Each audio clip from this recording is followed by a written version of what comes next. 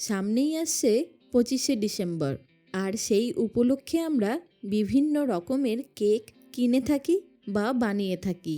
তবে অনেকেরই বাড়িতে কেক বানাতে গেলে ঠিকমতো ফোলে না কিংবা শক্ত হয়ে যায়।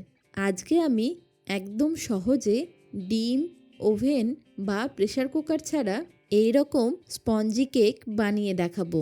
তার সাথে থাকছে কিছু টিপস, যেটা এই কেক বানাতে গেলে অনেকটা হেল্প হবে। তবে চলুন শুরু করা যাক আজকের ভিডিও। আমি সুকন্যা। আজকে আমার ব্যাপক রান্না হলো ফ্রুট কেক। ফ্রুট কেক বানানোর জন্য আমি এখানে কিছু ড্রাই ফ্রুটস নিয়ে নিয়েছি। প্রথমে নিয়েছি 100 গ্রাম টুটি ফুটি, তার সাথে নিয়েছি 50 গ্রামের মতন কাজু। আমি এখানে গোটা কাজু ব্যবহার করছি, আপনারা ভাঙা কাজুও ব্যবহার করতে পারেন। এর সাথে নিয়েছি 50 গ্রামের মতো আমন্ড বা কাঠবাদাম, তার সাথে নিয়েছি 50 গ্রামের মতো কিশমিশ। আপনারা চাইলে এগুলোকে কম বেশি ব্যবহার করতে পারেন। এবার টুটি ফুটিটার মধ্যে দিয়ে দিচ্ছি 1 টেবিল চামচ ময়দা। কেন এই টুটি ফুটিটার মধ্যে ময়দাটা মেশালাম সেটা আপনাদেরকে পরের স্টেপে বলছি। ময়দাটার সাথে টুটি ফুটিটাকে ভালোভাবে মিশিয়ে নেওয়ার পর একটা সাইডে রেখে দেব। এবার এই ড্রাই ফ্রুটসগুলোকে এইভাবে একটু ছোট ছোট করে কেটে নেবেন। প্রথমে কেটে নেব কাজুগুলোকে। আমি কাজুগুলোকে একদম ফাইন চপ না করে একটু বড় বড় রেখেছি, যাতে কেকটা খাওয়ার সময় কাজুগুলো মুখে পড়ে। কাজুগুলো কেটে নেওয়ার পর একটা বাটির মধ্যে তুলে রাখছি। এবার কেটে নিচ্ছি কিশমিশগুলোকে। কিশমিশগুলোকেও সেমভাবেই কেটে নেব। কিশমিশগুলোকে ভালো করে কেটে নেওয়ার পর এইগুলোকেও বাটির মধ্যে তুলে রাখব। এবার একই পদ্ধতিতে আমন্ডগুলোকেও কেটে নেব।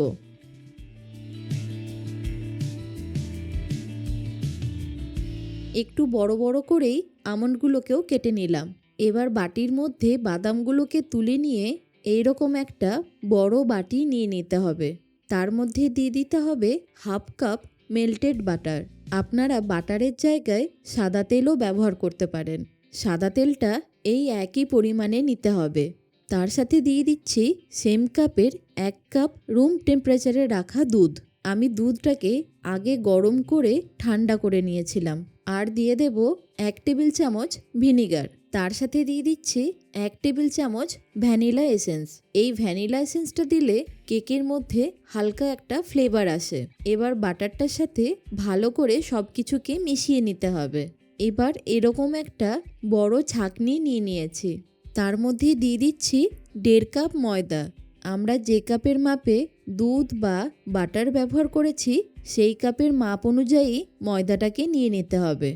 ময়দাটা নিয়ে নেওয়ার পর এবার দিয়ে দিচ্ছি মিষ্টির জন্য 1 কাপ গুঁড়ো চিনি।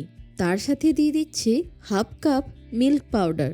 কেকের মধ্যে যদি গুঁড়ো দুধ ব্যবহার করা হয় তাহলে কেকের টেস্টটা আরও বেড়ে যায়। তার সাথে দিয়ে দেব 1 চা চামচ নুন, আর দিয়ে দিচ্ছি 1 চা চামচ বেকিং পাউডার। লাস্টলি দিয়ে দিচ্ছি 1/2 চা চামচ বেকিং সোডা। এইখানে আর একটা ছোট্ট টিপস আপনাদেরকে বলে রাখি, বেকিং সোডা ব্যবহার করলে অবশ্যই একটু ভিনিগার বা লেবুর রস ব্যবহার করবেন। এবার এই সব কিছুকে একটু ভালো করে চেলে নিতে হবে। যদি কোনো ইমপিউরিটিস থেকে থাকে তাহলে এই ছাঁকনির মধ্যেই আটকে থাকবে। ভালোভাবে ছেঁকে নেওয়ার পর দেখুন কতগুলো নোংরা এর মধ্যে রয়ে আছে। এইগুলোকে এবার ফেলে দিয়ে এই শুকনো উপকরণগুলোকে ভালোভাবে দুধ আর বাটারটার সাথে মিশিয়ে নেব। আপনারা হ্যান্ড বিটার দিয়েও বিট করে নিতে পারেন। তবে মেশানোর সময় একটু লক্ষ্য রাখবেন কোনো রকম লাম্পস যেন না থেকে থাকে। যে কোনো স্প্যাচুলা বা কাঠের খুন্তি দিয়ে ভালোভাবে মিক্স করে নেবেন। ধীরে ধীরে দেখবেন একটা স্মুথ আর ক্রিমি টেক্সচার তৈরি হচ্ছে। এখানে একটা ছোট্ট টিপস আপনাদেরকে শেয়ার করে রাখি। ময়দা বা আটার পরিমাণ অনুযায়ী তেল বা বাটার ব্যবহার করবেন। যদি তেল বা বাটার কম হয়ে থাকে তাহলে কেকটা ড্রাই হয়ে যাবে। আর তেল বা বাটারের পরিমাণ অনুযায়ী ময়দাটাকে যদি বেশি নেওয়া হয় তাহলে কেকটা শক্ত হয়ে যেতে পারে। এই ছোট ছোট টিপস যদি আমরা প্রত্যেকেই মনে রাখতে পারি তাহলে কেক বানানো খুবই সহজ হয়ে যাবে। দেখুন কতটা স্মুথ হয়েছে ব্যাটারটা। ঠিক এই সময় দিয়ে দিতে হবে আগে থেকে চপড করে রাখা কাজু, কিশমিশ আর আমন্ডগুলো। এবার এইগুলোকে ভালো করে ব্যাটারের সাথে মিশিয়ে নেব। একটু ভালো করে লক্ষ্য করে দেখুন, ব্যাটারটা কিন্তু খুব পাতলাও নয় আর খুব গাঢ়ও নয়। এরপর দিয়ে দিচ্ছি আগে থেকে ময়দাতে মাখিয়ে রাখা টুটি ফুটিগুলোকে। এই টুটি ফুটিগুলোকে ময়দা দিয়ে মাখিয়ে রাখার কারণ হলো কেকটা বেক হয়ে যাবার পর টুটি ফুটিগুলো কেকের ওপরে বা কেকের মধ্যে ভালোভাবে মিশে থাকবে। লাস্টলি সব কিছুকে ভালো করে মিশিয়ে নিচ্ছি। সব কিছুকে মেশানোর পর ব্যাটারের টেক্সচারটা দেখুন, ঠিক এই রকম হতে হবে। এবার আমি 2 রকম জায়গায় কেকটাকে বেক করে দেখাবো। একটা অ্যালুমিনিয়াম কেক মোল্ডের মধ্যে আর একটা অ্যালুমিনিয়াম ফয়েল ট্রের মধ্যে। এবার এইগুলোকে ভালো করে অয়েল ব্রাশ করে নিচ্ছি, তাতে কেকটা বেক হয়ে যাওয়ার পর সুন্দরভাবে উঠে আসবে। এবার একটা বাটার পেপারকে কন্টেনারের মাপে কেটে নিয়ে ভালোভাবে আটকে দিচ্ছি। আপনাদের কাছে যদি বাটার পেপার না থাকে তাহলে প্লেন সাদা কাগজকে কন্টেনারের মাপে কেটে নিয়ে ওপর থেকে একটু বাটার বা অয়েল ব্রাশ করে নিলেই হবে। অ্যালুমিনিয়াম ফয়েলের মধ্যে বাটার পেপারটা লাগানোর পর এই একইভাবে কেক টিনটার মধ্যেও বাটার পেপারটাকে লাগিয়ে নেব। তার ওপরে আবারও একবার অয়েল ব্রাশ করে নিচ্ছি। চারিদিকটা ভালোভাবে অয়েল ব্রাশ করে নেওয়ার পর কেকের ব্যাটারটা অল্প অল্প করে ঢেলে দেব। মোল্ডগুলোর মধ্যে অর্ধেকটা করে ব্যাটার ঢালতে হবে। বেক হয়ে যাওয়ার পর কেকটা ফুলে অনেকটা বেড়ে যাবে, তাই অর্ধেকটা করে ঢেলে নিয়ে এরকমভাবে ট্যাপ করে নেব। তাহলে ব্যাটারটা সুন্দরভাবে সেট হয়ে যাবে। একইভাবে ফয়েল ট্রেটার মধ্যেও করে নিচ্ছি।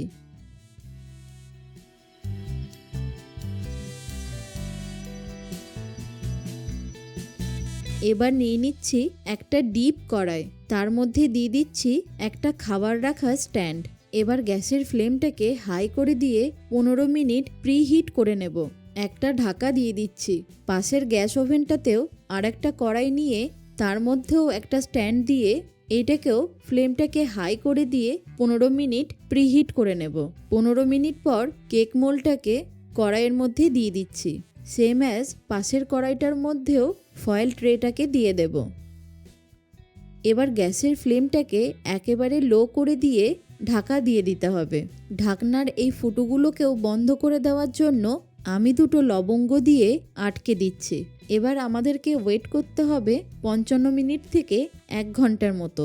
আমি মাঝখানে একবার ঢাকাটা খুলে নিয়ে ওপর থেকে কিছু ড্রাই ফ্রুট দিয়ে দেব, যাতে কেকটা আরেকটু সুন্দর দেখতে হয়।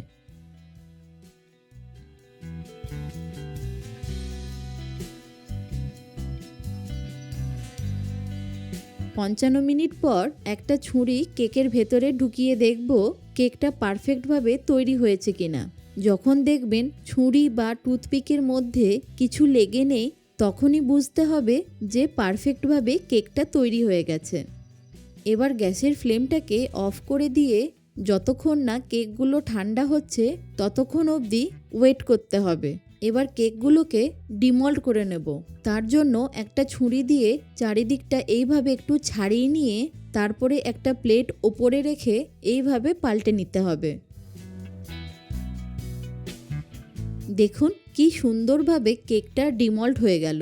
এবার ওপর থেকে বাটার পেপারটাকে সরিয়ে নিচ্ছি। কত সুন্দরভাবে আর কত সহজেই ফ্রুট কেকটা তৈরি হয়ে গেল। সেমভাবে আমি ফয়েলের ট্রেটাকেও ডিমোল্ড করে দেখাবো।